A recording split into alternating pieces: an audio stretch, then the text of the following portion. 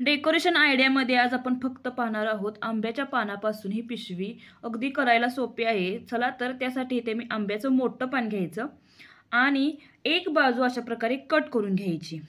जर तुम्ही कात्रीने जरी कट केली तरी चालेल, अशा प्रकारे हाताने जरी कट केली तरी चालेल, फक्त एक बाजू कट करून घ्यायची। आता आपण पान पलटणार आहोत आणि हे पान अर्ध कट करायचं। अशा प्रकारे अर्ध कट करून घ्यायचं। आता हे मी अर्ध पान कात्रीने कट करणार आहोत। अशा प्रकारे देठ कट करायचा नाही, फक्त पान कट करायचं।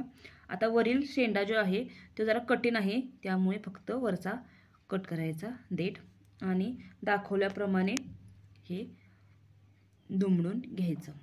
आता जे पहिल्यांदा आपण कट केलेलं होतं पान ते अशा प्रकारे लावायचं आणि पूर्ण हे पान गुंडाळून घ्यायचं। अशा प्रकारे थोडंसं हे प्रेस करायचं जेणेकरून पान हलत नाही। अशा प्रकारे घालायचं। आता जे खालील अर्ध भाग आहे पानाचं ते दाखवल्याप्रमाणे वरती घ्यायचं आणि खालील बाजू जी रिकामी आहे त्यामध्ये घालायचं।